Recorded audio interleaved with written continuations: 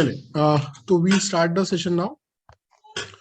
हम लोग ने लास्ट सेशन में डिस्कस किया था regarding ratio proportion and all of these. ठीक है, रेशियो प्रोपोर्शन को ही आज हम लोग थोड़ा सा कैरी फॉरवर्ड लेके चलेंगे। पहले तो ये रिवाइज कर लेते हैं, जो जो हमने कंसेप्ट पढ़े थे उनमें से ऐसा कोई कंसेप्ट तो नहीं है जो हमने मिस कर दिया हो। ठीक है, तो हम लोग ने इनवर्स रेशियो पढ़ा था, बिल्कुल पढ़ा था। हम लोग ने ट्रिप्लीकेट रेशियो, सब डुप्लीकेट, सब ट्रिप्लीकेट, डुप्लीकेट, सब डुप्लीकेट, ये सब हम लोग पढ़ चुके थे, है ना। टाइप्स ऑफ रेशियोज आगे एक बार देखते हैं और क्या बोल रहा है वो हमारे से। रेशियो के बारे में हम लोग ने ऑलरेडी बात करी थी कि it is a unitless property. तो इसका मतलब जो ऊपर का यूनिट है न्यूमरेटर का, मतलब एंटीसीडेंट का जो यूनिट है और जो हमारा कॉन्सिक्वेंट का यूनिट है, ये सेम होना चाहिए, तभी हम रेशियो निकाल सकते हैं, है ना। फॉर एग्जाम्पल अगर मैं बोलूँ 2 किलो और 500 ग्राम का मेरे को रेशियो लेना है, ठीक है, तो 2/500 would not be the ratio, है ना। पहले मेरे को 2 kgs को 2000 ग्राम्स में कन्वर्ट करके फिर अपॉन 500 ग्राम्स लिखना होगा, तब जाके मेरा आंसर 4/1 आएगा। या फिर अगर मेरे को 2 kgs को kgs ही रखना है तो मैं 500 ग्राम्स को 0.5 kg रख के भी मैं बोल सकता हूँ कि 2 kg upon 0.5 grams he is the ratio, तब जाके मेरा आंसर सही आएगा। मतलब न्यूमरेटर और डिनोमिनेटर का रेशियो सेम होना चाहिए। ठीक है,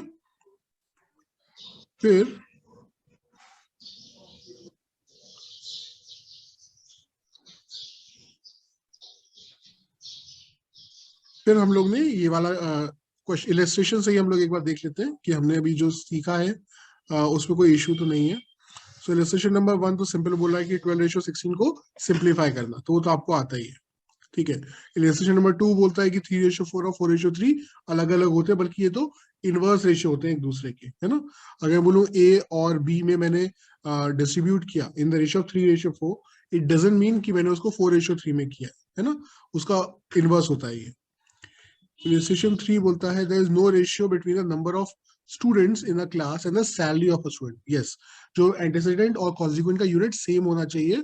ठीक है, एक अगर मैं बोलूँ रुपीज में बात है और दूसरी जो है वो नंबर ऑफ स्टूडेंट्स की बात है या केजीज में बात है, सो रुपीज और केजीज का रेशियो नहीं होता, the unit should be same, है ना।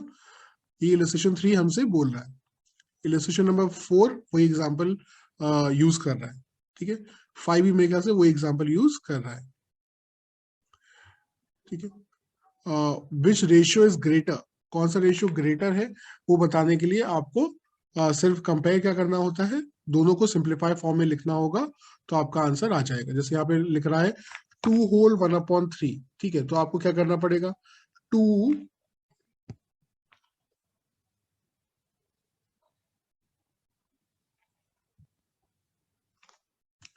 2/1/3। एक मिनट मैं एनोटेशन यूज कर लेता हूँ। 2/1/3 का मतलब होगा 2 + 1/3, है ना।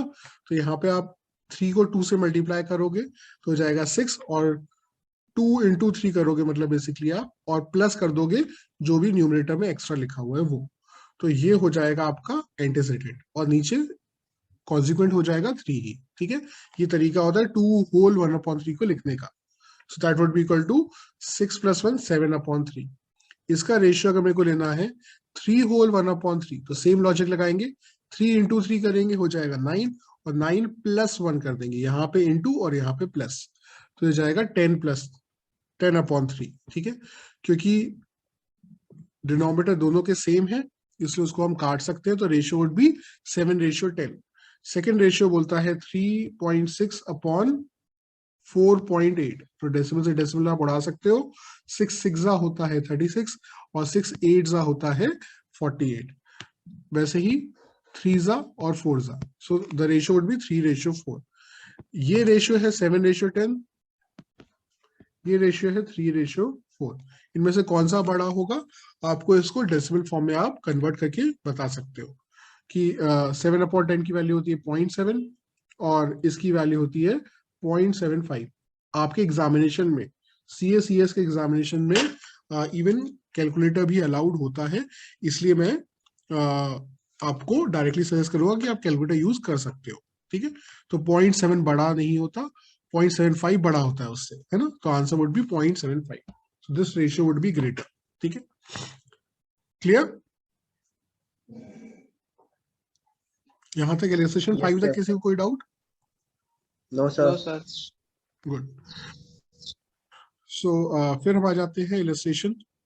सो ये इलस्ट्रेशन 6 था। ये इलस्ट्रेशन 7 बोलता है रौनक वेज इतना, if he reduces his weight in the ratio of this, find his new weight. ठीक है, तो यहाँ पे मैंने जो रेशियो का लॉजिक आपके साथ डिस्कस किया था उसी को यूज करना है हमें। ठीक है, कोई भी चीज अपनी इनिशियल होती है शुरुआत में,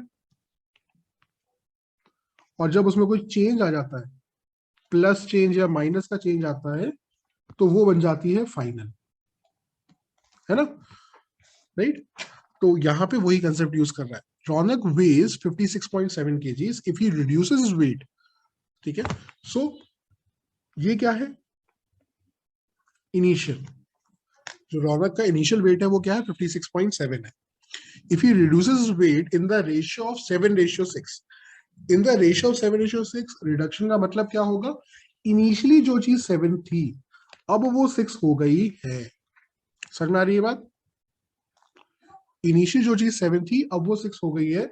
ये मतलब होता है इस लाइन का कि he reduces his weight in the ratio of 7:6। ठीक है, ठीक है। अब उसका अगर हमें न्यू वेट निकालना है, मतलब हमें फाइनल वैल्यू निकालनी है, हम कैसे निकालेंगे? हम बोलेंगे 7 में ऐसा क्या मल्टीप्लाई करें कि 56.7 हो जाए। तो हमारा मल्टीप्लाइंग फैक्टर क्या होगा, 7 8 होता है 56, डेसिमल लगाएंगे, 7 1 होता है 7, तो मल्टीप्लाइंग फैक्टर वुड बी 8.1। तो वही 8.1 यहाँ मल्टीप्लाई कर दोगे 6 से, तो आपका आंसर आ जाएगा। 6 1 हो जाएगा 6, 6 8 हो जाएगा 48। सो 48.6 वुड बी योर आंसर। समझ में आया? Please reply. Yes sir. सभी लोग एक बार जल्दी जल्दी रिप्लाई कर दो बेटा। Nishi, Pawan, one time more. फिर से बोलिए। Can you explain once more once more? Sure बेटा। हाँ, तो वो क्या कह रहा है हमारे से कि अगर उसका वेट था 7 kgs, तो अब उसका वेट हो गया होगा 6 kgs। ठीक है, मतलब जो इनिशियल लिखा होता है पहले, फाइनल लिखा होता है बाद में। ठीक है, तो अब रेशियो क्या है, मैं वापस यहाँ पे एनोटेशन यूज करके बता देता हूँ आपको। ये है 7, ये है 6। ठीक है, तो अगर इनिशियली 56.7 था तो फाइनली क्या हो जाएगा? ठीक है, ये है आपके लिए क्वेश्चन। ठीक है, तो हमने लास्ट टू लास्ट सेशन में, सबसे पहले सेशन में मैंने डिस्कस किया था आपके साथ कि मल्टीप्लाइंग फैक्टर का लॉजिक, मतलब कि 7 में ऐसा क्या मल्टीप्लाई करें कि 56.7 हो जाए। तो 7 में आप क्या ऐसा मल्टीप्लाई करोगे कि 56.7 हो जाए? बताइए, अपने आप से पूछोगे आप कि भैया 7 में ऐसा क्या मल्टीप्लाई हो कि 56.7 हो जाए। तो इस क्या की वैल्यू वुड बी 56.7 अपॉन 7, है ना। आपके पास कैलकुलेटर अलाउड है, आप डायरेक्टली कर सकते हो, मेरे पास नहीं है, तो इसलिए मैं 8.1 नॉर्मली सॉल्व करके निकालूंगा। अब इसका मतलब क्या हुआ कि मल्टीप्लाइंग फैक्टर जो है वो है 8.1, तो मतलब मेरे को 6 में भी 8.1 से मल्टीप्लाई करना होगा अगर मेरे को आंसर लाना है तो। ठीक, तो 6 में भी जब मैंने 8.1 से मल्टीप्लाई किया तो मेरा आंसर आ गया 48.6। अब समझ में आया? अब समझ में आया? Please reply. Yes sir. ठीक है, yes sir. Good good good good good. चलिए आगे देखते हैं फिर। अगला क्वेश्चन बोलता है simplify the ratio 1/3, ratio 1/8, ratio 1/6। ठीक है, इस टाइप क्वेश्चंस को मैंने कैसे करना सिखाया था आपको कि जब भी ऐसा कोई रेशियो आ जाए तो क्या करना है, इन तीनों को, तीनों फ्रैक्शन में अगर हम एक ही नंबर से मल्टीप्लाई करें, ठीक है, तीनों फ्रैक्शन में, सॉरी, तीन चीजों का अगर रेशियो है तो उसमें अगर हम एक ही यूनिफॉर्म नंबर से अगर तीनों में मल्टीप्लाई करें तो उसके रेशियो में कोई फर्क नहीं पड़ता, है ना। तो अगर मैंने 3, 8 और 6 की टेबल में आने वाले नंबर से इसको मल्टीप्लाई कर दिया तो मेरे को फायदा क्या होगा कि डिनोमिनेटर में कुछ भी नहीं बचेगा, है ना, डिनोमिनेटर में कुछ भी नहीं बचेगा। ठीक है, तो मैंने एक ऐसे नंबर से इन तीनों को मल्टीप्लाई करूंगा जो कि 3, 6 और 8 की टेबल में आते हैं। ठीक है, the answer would most probably be 48, ठीक है, एलसीएम, ठीक है, एलसीएम ऑफ 3, 8 और 6 वुड बी 48, ठीक है। एलसीएम कैसे निकालते हैं, प्राइम फैक्टराइजेशन करके भी आप निकाल सकते हो, या फिर आप खुद नोटिस कर सकते हो कि अगर मैं सिंपली बोलूं मेरे को 5 और 20 का एलसीएम निकालना है, तो क्योंकि मुझे पता है कि 5 की टेबल में 20 आता है, तो 20 उसका एलसीएम हो जाएगा। वैसे ही इस क्वेश्चन में मैंने देखा कि 3 और 6 लिखा था, अब 3 की टेबल में 6 आता है, तो 3 और 6 का एलसीएम हो जाएगा। और 6 और 8 का अगर मेरे को एलसीएम लेना है, तो मतलब एक ऐसा नंबर लेना है जो 6 की टेबल में भी आता हो और 8 की टेबल में भी आता हो, ठीक है। तो 6 2 जा 12, 8 की टेबल में नहीं आता। 6 3 जा इज 18, 8 की टेबल में नहीं आता। 6 4 जा इज 24, जो 8 की टेबल में आता है। तो 24 would have been the correct LCM, ठीक है। लेकिन मैंने जल्दी में करना था तो मैंने 48 लिख दिया। तो 24 is the LCM and 48 is the NCM. NCM का मतलब क्या होता है, नेक्स्ट कॉमन मल्टीपल, ठीक है। जो सबसे पहला कॉमन मल्टीपल होता है उसको हम लोग बोलते हैं लोएस्ट कॉमन मल्टीपल या एलसीएम। जो उसके बाद उस नंबर में हम जितनी बार 2 से 3 से 4 से मल्टीप्लाई करते जाएंगे, हमें नेक्स्ट कॉमन मल्टीपल मिलते जाएगा, ठीक है। सो यहाँ पे आप 48 से मल्टीप्लाई करो या 24 से मल्टीप्लाई करो, आंसर सेम ही आएगा, ठीक है।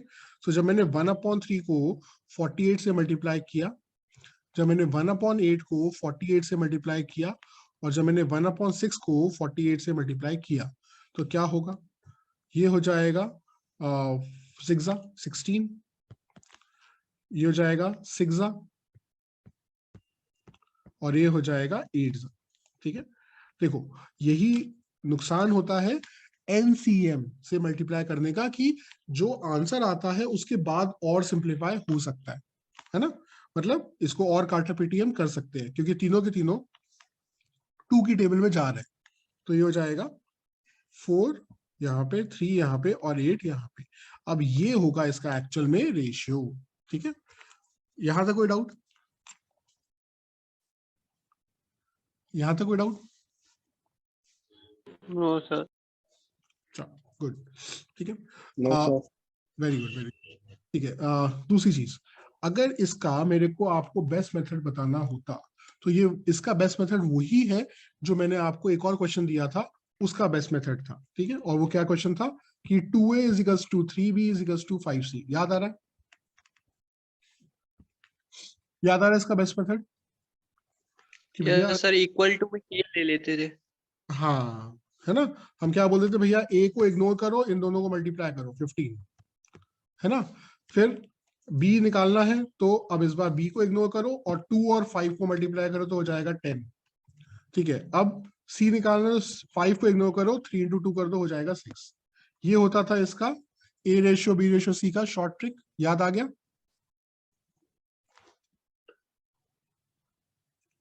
याद आ गया? Yes, sir.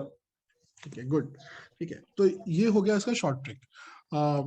अब इस क्वेश्चन का भी सेम ही शॉर्ट ट्रिक है, ठीक है। कि अगर मैं बोलूं 1/3 ratio 1/8 ratio 1/6, it is same as saying कि 3 times of a is equals to 8 times of b is equals to 6 times of c। ये क्वेश्चन और ये क्वेश्चन एक ही है, ठीक है। तो इनका मेथड भी तो एक ही होगा। मतलब कि अगर मेरे को इसका रेशियो लेना है तो मैं क्या करूंगा, मैं 3 को इग्नोर करूंगा और 6 और 8 को मल्टीप्लाई कर दूंगा, 48, ठीक है। सेकंड, अब अगर मैं 8 को इग्नोर करूंगा और 3 और 6 का मल्टीप्लाई कर दूंगा तो हो जाएगा 18। और लास्ट में अगर मैं 6 को इग्नोर करूंगा और 8 और 3 का मल्टीप्लाई कर दूंगा तो हो जाएगा 24, ठीक है। तीनों के तीनों 6 की टेबल में आते हैं, है ना। तो 6 8 जा, 6 3 जा, 6 4 जा, तो answer would be 8 ratio 3 ratio 4। समझ में आया? इसका शॉर्ट ट्रिक समझ में आया? Yes sir. ठीक है। अब शॉर्ट ट्रिक तो मैंने आपको बताया, उसके साथ ही साथ में मैंने आपको इसका बेसिक मेथड भी बताया। उसका एक यूज था, उसका एक रीजन था, ठीक है। और वो रीजन क्या था कि अगर कभी यहाँ पे इस क्वेश्चन की जगह पे ऐसा क्वेश्चन आ जाता है कि what is the ratio of 2/3, ratio 3/5, ratio 4/7। ठीक है, तो यहां पर आप जो मैंने मेथड बताया था वो मेथड यूज नहीं कर पाओगे, जो शॉर्ट ट्रिक है वो आप यहाँ पे यूज नहीं कर पाओगे। ठीक है, तो मैं आपको शॉर्ट ट्रिक तो बता ही रहा हूँ, लेकिन मैं सिर्फ वाव फैक्टर देके मैं क्लास खत्म नहीं कर सकता। ठीक है, मेरे को आज की क्लास में मेरे को खत्म करना है आपके लिए रेशियोज कंप्लीटली, कि मतलब रेशियो में ऐसा कोई क्वेश्चन नहीं आ सके जो आपको बेस्ट सॉल्यूशन में आप सॉल्व ना कर पाओ। ठीक है, इसलिए मैं हर पॉजिटिव एंड नेगेटिव दोनों आपको बताऊंगा अपने मेथड्स का। ठीक है, तो इस पर्टिकुलर क्वेश्चन में हम वो ट्रिक यूज नहीं कर सकते कि मैं 3 को छुपाऊं और 5 और 7 को मल्टीप्लाई कर दूं। ठीक है, डायरेक्टली मतलब। ठीक है,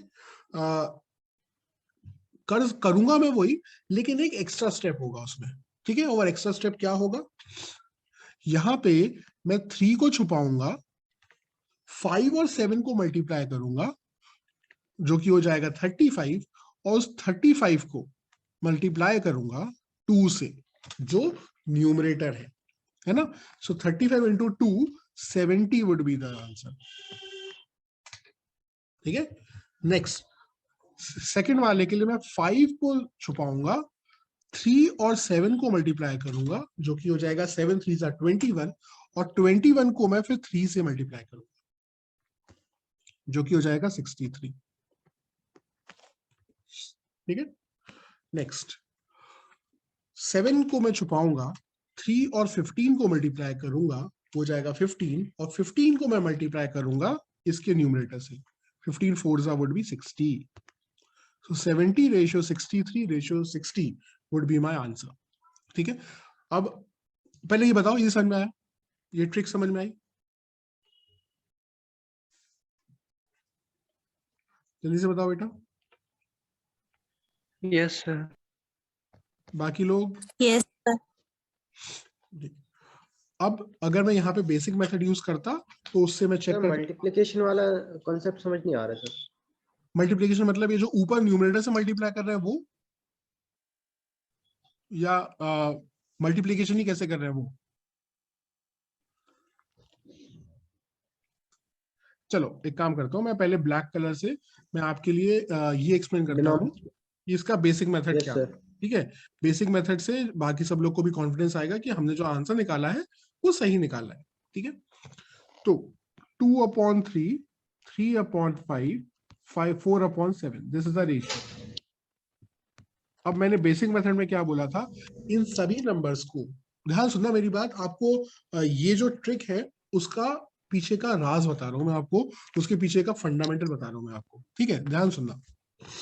अब मैंने यहाँ पे जानबूझ के 3 5 और 7 लिया है। ठीक है, क्योंकि मैं एक और चीज बताना चाहता था आपको कि एलसीएम ऐसे नंबर्स का जो आपस में जिनका हाईएस्ट कॉमन फैक्टर 1 होता है, मतलब जिसमें कुछ भी कॉमन नहीं होता है, उनका LCM is nothing but the product of these numbers.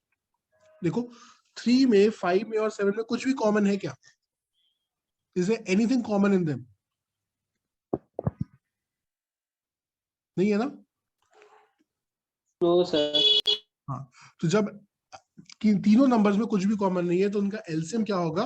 3 into 5 into 7 होगा। अब 3 इंटू 5 इंटू 7 को मैं पहले मल्टीप्लाई करूं या फिर मैं डायरेक्टली लिख दूं, कोई दिक्कत थोड़ी ना, एक ही बात है। तो अगर मैं 3 इंटू 5 इंटू 7 लिख देता डायरेक्टली तो कोई दिक्कत थोड़ी ना थी, है ना? क्यों मेहनत करके मैं मल्टीप्लाई करूं, है ना, वो वाली बात। तो अब ध्यान सुनना, अब अगर मैं 2/3 को मल्टीप्लाई करता हूं 3 इंटू 5 इंटू 7 से, रेशियो 3/5 को मैं मल्टीप्लाई करता हूं 3 इंटू 5 इंटू 7 से, रेशियो 4/7 को अगर मैं मल्टीप्लाई करता हूं 3 इंटू 5 इंटू 7 से, तो नोटिस करो क्या होगा, 3 से 3 कटेगा और 2 इंटू 5 इंटू 7 ही तो होगा, तो answer would be 2 into 5 into 7 ratio. अब अगर मैं 3/5 को 3 इंटू 5 इंटू 7 से मल्टीप्लाई करूंगा तो 5 से 5 कटेगा और 3 इंटू 7 बचेगा। सो 3 इंटू 7 हो जाएगा यहाँ पे। रेशियो। अब अगर मैं 7 को 7 से यहाँ पे मल्टीप्लाई करूंगा थर्ड वाले में, तो बचेगा क्या? 4 इंटू 3 इंटू 5 बचेगा। क्रॉस चेक कर लेना, यही आंसर आएगा। पहले तो ये बताओ, ये मेथड समझ में आया Yes, sir. सभी को? Yes, sir. एक आवाज नहीं आई है, अभी भी नहीं आई है। Yes sir. Thank you. ठीक है, तो ये हमारा था बेसिक मेथड। ठीक है, लेकिन बेसिक मेथड और हमारे अच्छे मेथड में सिर्फ एक स्टेप का डिफरेंस है। वो स्टेप क्या है? जो मैंने ये वाली चीज ना करके मैंने आपसे बोला ये दिमाग में कर लो, बस इतना ही बोला है, कुछ स्पेशल नहीं है इस स्पेशल मेथड में। ठीक है, तो मैंने बोला कि भैया यहाँ पर 3 है, बाकी दोनों के डिनोमिनेटर को आपस में मल्टीप्लाई करो, 5 इंटू 7 करो। ठीक है, 35 होगा, 35 को मल्टीप्लाई कर दो 2 में। तो मैं यही तो बोल रहा हूँ कि 5 इंटू 7 को मल्टीप्लाई करो 2 में। ठीक है, तो ये आप मनी मन कर सकते हो ना, अगर आप प्रैक्टिस कर चुके होगे 3 4 5 क्वेश्चंस की इस कंसेप्ट से तो ठीक है। सेकंड में मैंने बोला कि भैया सेकंड वाला चाहिए तो 5 जो भी डिनोमिनेटर है उसको इग्नोर करो, बाकी दोनों को आपस में मल्टीप्लाई करो, 3 और 7 को आपस में मल्टीप्लाई करो, तो हो जाएगा 21, और 21 को 3 से मल्टीप्लाई कर दो। तो यही तो यहाँ पे भी किया है, 3 इंटू 7 को हमने 3 से मल्टीप्लाई कर दिया है ना। थर्ड के लिए 7 को इग्नोर करो और 3 इंटू 5 को आपस में मल्टीप्लाई करो, तो हो जाएगा 15। 15 को 4 से मल्टीप्लाई कर दो, 15 4 सा कितना हो जाएगा? 60। देखो हमने ये तो किया है, 3 इंटू 5 को हमने 4 से मल्टीप्लाई कर दिया। अब एकदम समझ में आ गया होगा आपको कि सिंगल स्टेप में मैंने कैसे किया था and what is the logic behind that. अब बता दो, एनी डाउट्स? No sir.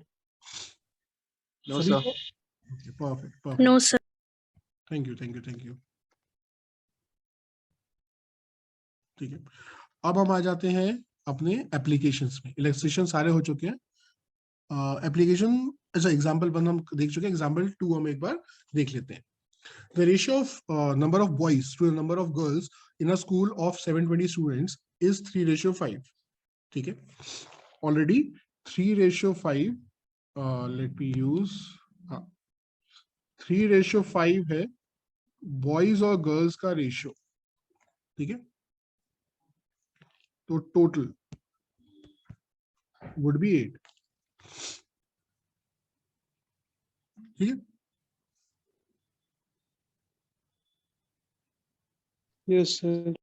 ठीक है, if 18 new students are admitted in the school, 18 बच्चे और अगर एडमिट हो जाते हैं स्कूल में, find how many new boys must be admitted so that the ratio of the students become 2:3। ठीक है, तो सबसे सिंपल तरीका क्या होगा कि टोटल 8 तो है नहीं, वो बता रहा है हमें कि टोटल बच्चे कितने हैं स्कूल में, ये 720 है ना। टोटल हमें बच्चे बता रहा है वो स्कूल में कितने हैं, 720 है। तो हम क्या करेंगे, वही वो लॉजिक अपने दिमाग में करेंगे कि भैया 8 में ऐसा क्या मल्टीप्लाई कर दे कि 720 हो जाए, है ना। 90। 20 थोड़ी ना करेंगे, 20 करेंगे मतलब 120 हो जाएगा और 160 हो जाएगा। नहीं 90। 90। यस यस, वेरी गुड, क्योंकि 8 टाइम्स होता है 72, तो हम 90 मल्टीप्लाई करेंगे। 90 यहाँ मल्टीप्लाई करो तो हो जाएगा 270, 90 यहाँ मल्टीप्लाई करोगे तो हो जाएगा 450, है ना। तो 270 और 450 हो गए, इतने बॉयज और इतने गर्ल्स। ठीक है, सेकेंड स्टेप अब वो क्या बोल रहा है, if 80 new girls are admitted, मतलब अब नंबर ऑफ गर्ल्स हो गए हैं 450 प्लस 18, ये तो बोल रहा है वो हमारे से। तो वो कह रहा है कि हाउ मेनी न्यू बॉयज, कितने नए बच्चे एडमिट हो जाए कि, तो मतलब बॉयज पहले से 270 थे, इसमें कितने बॉयज ऐड हो जाए कि हमारा रेशियो जो है वो अब 2/3 हो जाए, है ना। ये समझ में आया? Yes sir. अब आप इसको क्रॉस मल्टीप्लाई कर सकते हो और बी की वैल्यू निकाल सकते हो। ठीक है, क्रॉस मल्टीप्लाई करिएगा और बी की वैल्यू निकाल लीजिएगा, बेसिक मेथड है, आराम से हो जाएगा। ठीक है, उसमें भी अगर मेरे को अपना पुंचुड़ू डालना होगा तो मैं क्या बोलूंगा कि देखो भैया यहाँ पे हो रहा है 468 हो रहा है न्यूमरेटर में, अब 2 में ऐसा क्या मल्टीप्लाई करूं कि 468 हो जाए, 2 में ऐसा क्या मल्टीप्लाई करे कि 468 हो जाए, तो जाएगा 234, 34 है ना। तो द मल्टीप्लाइंग फैक्टर इसका मतलब है 234, तो यहाँ पे हो जाएगा, यहाँ पे हो जाएगा 468, तो यहाँ पे भी जब 234 में मल्टीप्लाई करूंगा तो जाएगा 4 3 हो जाएगा 12, 3 3 हो जाएगा 9, 9 + 1 हो जाएगा 10, ठीक है, 306 702, ठीक है, मतलब 270 प्लस बी की वैल्यू 702 होगी। ठीक है, तो बी की वैल्यू 702 माइनस 270 आप करके निकाल सकते हो। ठीक है, ठीक है, लेकिन आपको इतना मेहनत करने की जरूरत मेरे ख्याल से नहीं है। ठीक है, आप डायरेक्टली भी करोगे तो आंसर आ जाएगा। एक गलती करी है मैंने यहाँ पे, बॉयज रेशियो गर्ल्स था, सॉरी, ये जो रेशियो था वो बॉयज रेशियो गर्ल्स था, मैंने 450 ऊपर लिख दिया था, तभी मैं सोच रहा था इतनी ज्यादा कैलकुलेशन क्यों आ रही है, सॉरी बेटा। बॉयज रेशियो गर्ल्स था, ठीक है, मतलब 270 में मेरे को प्लस बी करना है और 450 में मेरे को प्लस 18 करना है, जिसकी बाद मेरे को रेशियो 2/3 चाहिए। ठीक है, तो मैंने उल्टा ले लिया था फर्स्ट वाले पार्ट में। ठीक है, तो अब यहाँ पे आप 270 प्लस बी में 3 से मल्टीप्लाई करो और 468 में 2 से मल्टीप्लाई करो, दोनों को सब्ट्रैक्ट कर दोगे, बी की वैल्यू आ जाएगी। ठीक है, तो हो जाएगा 810 प्लस बी, जब 3 को 270 से मल्टीप्लाई किया तो हो जाएगा 810 प्लस 3b, और यहाँ पे जब 2 से मैं मल्टीप्लाई करूंगा इसको तो हो जाएगा 450 इंटू 2 हो जाएगा 900 और 18 इंटू 2 हो जाएगा 36, सो 936 आ जाएगा। ठीक है, और जब 810 को मैं यहाँ पे सब्ट्रैक्ट करूंगा तो आई गेट 3b की value to be equal to 6 बचेगा, 2 बचेगा, 1 बचेगा। ठीक है, और जब 3 से यहाँ पे मल्टीप्लाई कर देंगे तो 3 4 42, सो b की वैल्यू डायरेक्टली 42 आ गई। ठीक है, this is the simple method to solve this particular question. यहाँ पे आप कोई और एक्स्ट्रा स्टेप ना भी लगाओ तो भी इट्स वेल एंड गुड। ठीक है, एग्जाम्पल 2 में किसी को कोई डाउट? No sir. गुड, बाकी लोग एक बार जल्दी से रिप्लाई कर दो बेटा, एग्जाम्पल 2 में कोई डाउट? No sir. ठीक है, no sir. Good good good. ठीक है, इनवर्स रेशियो में बता चुका हूँ आपको। ठीक है, डुप्लीकेट, सब डुप्लीकेट, ये सब बता चुका हूँ। जो मैंने लास्ट वाले सेशन में बोला था, कंटिन्यूड रेशियो मल्टीपल नंबर्स का होता है, उसको एक्चुअली में हम लोग कंपाउंड रेशियो बोलते हैं। ठीक है, the word uses compound ratio, not continued ratio. Continued ratio तो वाला होता था, जैसे मैंने बोला था ना कि A रेशियो B अगर 2:3 गिवन है, B रेशियो C अगर 1:4 गिवन है, C रेशियो D अगर 5:2 गिवन है। ठीक है, तो ये है कंटिन्यूड रेशियो, जब पहले का सेकंड और सेकंड का फर्स्ट और सेकंड का सेकंड और थर्ड का फर्स्ट, जब ये आपस में बराबर होते हैं, जब ये दोनों आपस में बराबर हो और ये दोनों आपस में बराबर हो तो इसको बोलते हैं कंटिन्यूड रेशियो। ठीक है, और जो मैंने आपसे बोला था कि अगर 2/3, 1/4 और 5/2 का कंपाउंड रेशियो लेना हो तो आपको करना पड़ता है इनको आपस में मल्टीप्लाई। ठीक है, तो आप 2/3 को जब मल्टीप्लाई बाय 1/4 करोगे और 1/4 को मल्टीप्लाई बाय 5/2 करोगे तो ये कहलाएगा उसका कंपाउंड रेशियो। ठीक है,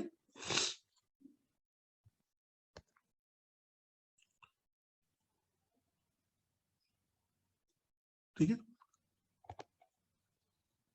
तो ये तो बेसिक है, इसमें मेरे ख्याल से अपन का कुछ छूटा नहीं है, सब मैंने आपको बता ही दिया था।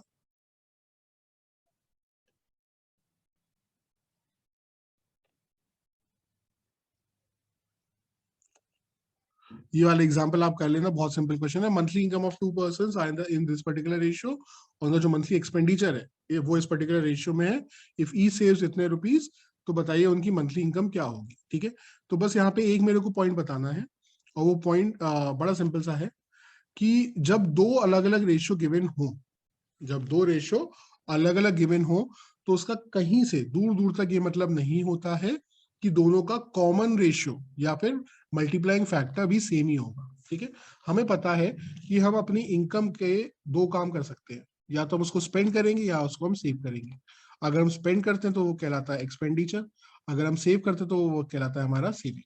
ठीक है, तो इनकम इज इक्वल्स टू होता है एक्सपेंडिचर प्लस सेविंग।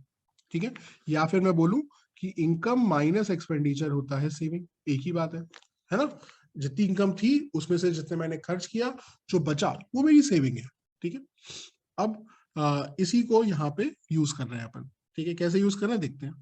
उसने बोला था monthly income of 2 persons are in the ratio of 4:5। ठीक है, तो अगर इन दोनों का इनकम्स का रेशियो, ठीक है, तो ए और बी की बात अगर हो रही है, तो ए की इनकम होगी 4x, तो बी की इनकम होगी 5x। इनका मल्टीप्लाइंग फैक्टर हमने x मान लिया।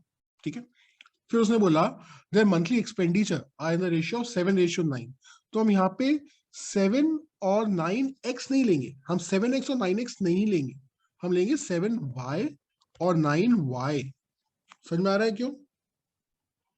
क्योंकि ये दोनों अलग अलग रेशियो थे, तो उनका मल्टीप्लाइंग फैक्टर भी अलग अलग होगा।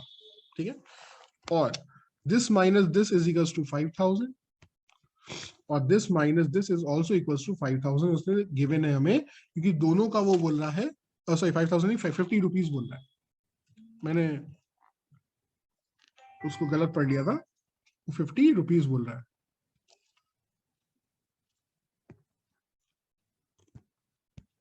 ठीक है, तो अगर ये 50 रुपीज है, ठीक है, तो हमें उनकी मंथली इनकम निकालनी थी। ठीक है, कैसे करेंगे? जब दोनों वैल्यू सेम है, वैसे नॉर्मल बेसिक तरीका क्या होता, जो मल्टीप्लाइंग फैक्टर वाला आप करते थे ना, याद आ रहा है? किसी एक को इग्नोर करो, है ना, क्योंकि हमें इनकम निकालनी है, मतलब हमें एक्स की वैल्यू चाहिए है, तो हम वाई को उड़ाएंगे।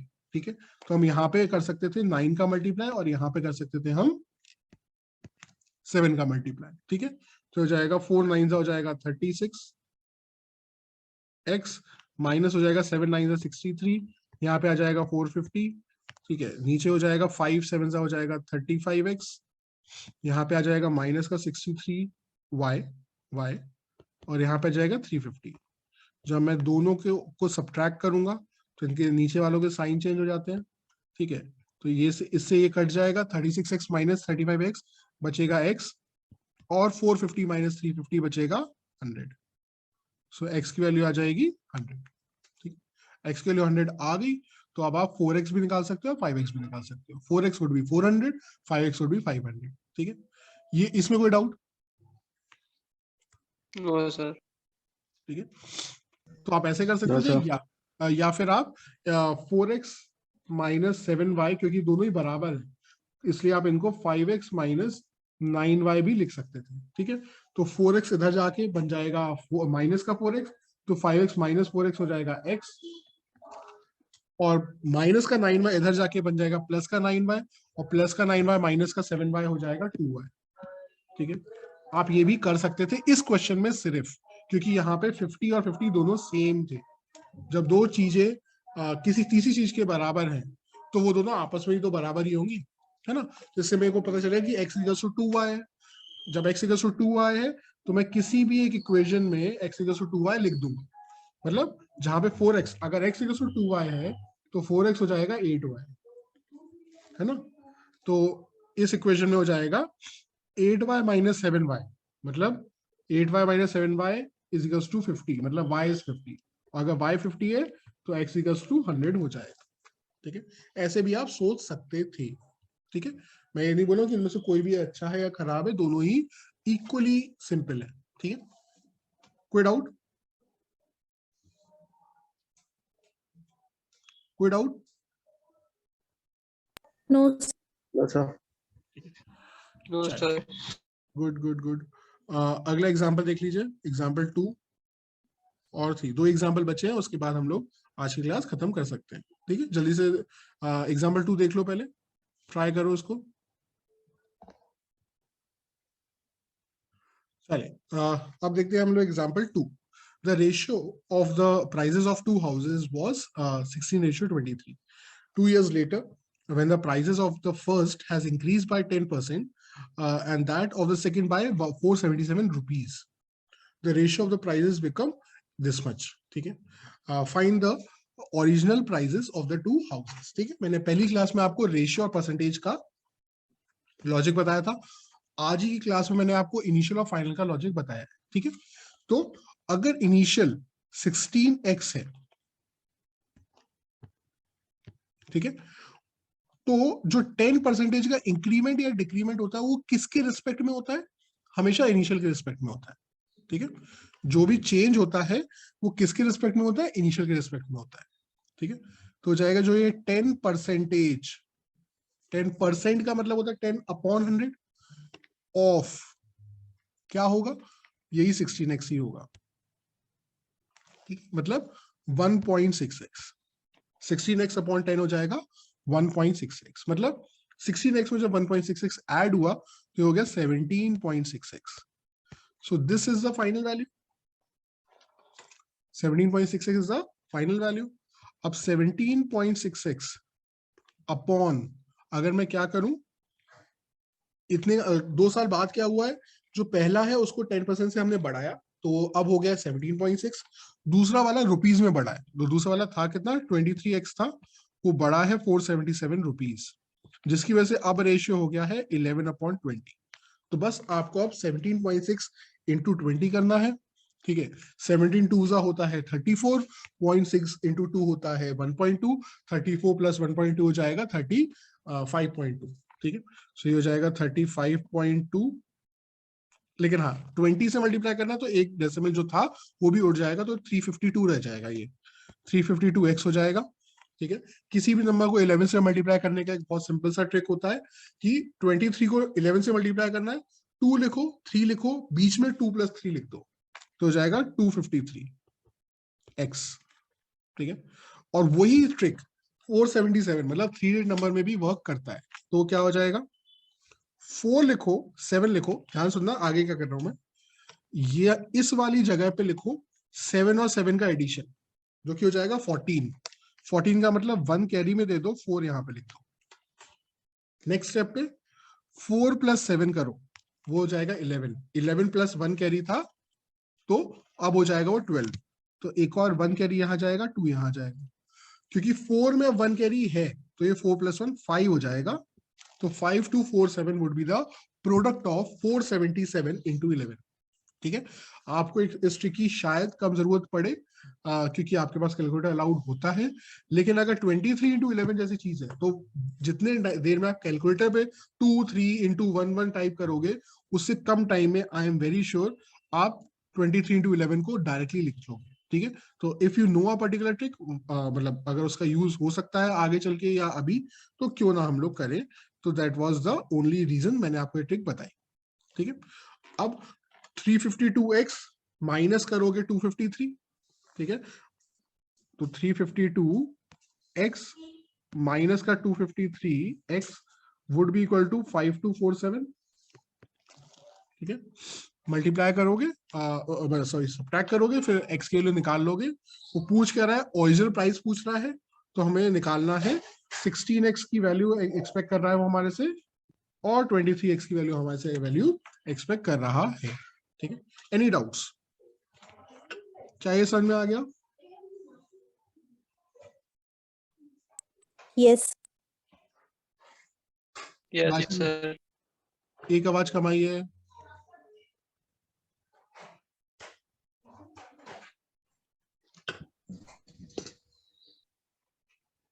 बोलो जल्दी बेटा, कोई डाउट है तो पूछो.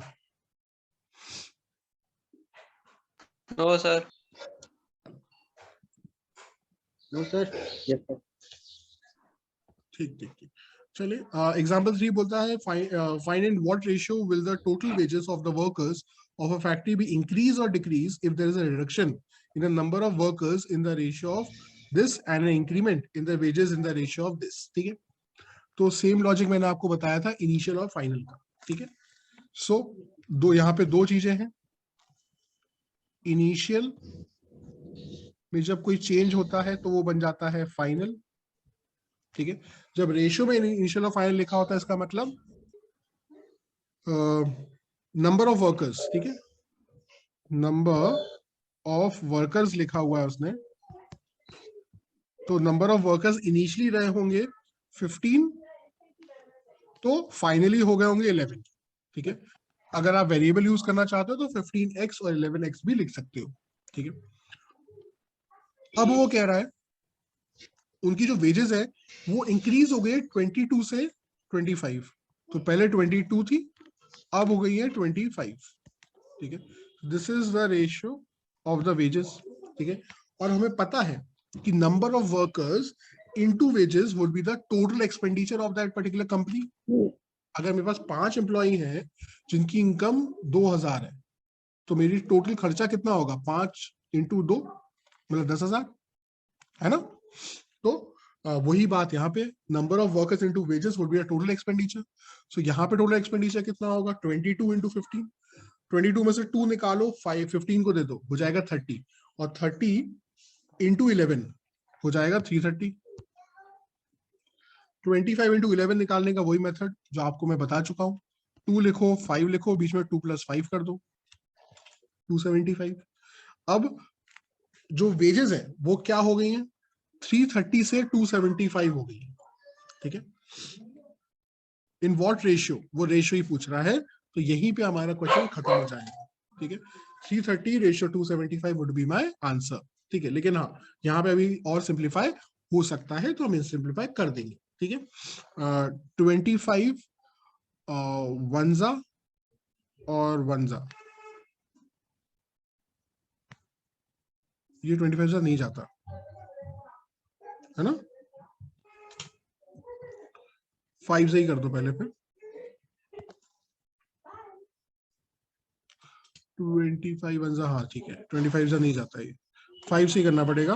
5 5 जा 25 और 5 5 जा फिर से 25, यहाँ पे आ जाएगा 5 6 जा और 6 जा, फिर हो जाएगा 11 से, 11 से हो जाएगा तो यहाँ पे आ जाएगा 5 और यहाँ पे रह जाएगा 6, so 6 ratio 5 would be your answer, ठीक है, ठीक है। 6 ratio 5 would be your answer. कोई डाउट? No sir. तो एग्जाम्पल 3 भी हमने डिस्कस कर लिया आपके साथ, ठीक है। तो आज हम लोग इतना ही करते हैं, फिर आप लोग अब ये जो फर्स्ट एक्सरसाइज है वो आप लगा सकते हो, और लगाने के बाद आपके जो डाउट्स होंगे हम वो डिस्कस करेंगे, फिर हम प्रोपोर्शन वाला पोर्शन भी आपके साथ डिस्कस कर लेंगे, ठीक है। चले, तो आपके लिए अभी का काम है 1A वाली एक्सरसाइज कंप्लीटली सॉल्व करके लाना, और यूजिंग द बेस्ट मेथड्स, ठीक है। सॉल्व तो हो ही जाएगा, लेकिन using the best methods is important. और जहां पे आपको लगता है कि बेस्ट मेथड यूज नहीं कर रहे हो, कर पाए हो आप, वो भी अपना एक डाउट की तरह में से पूछिएगा जरूर, ठीक है, ठीक है बेटा। Sir thank you sir.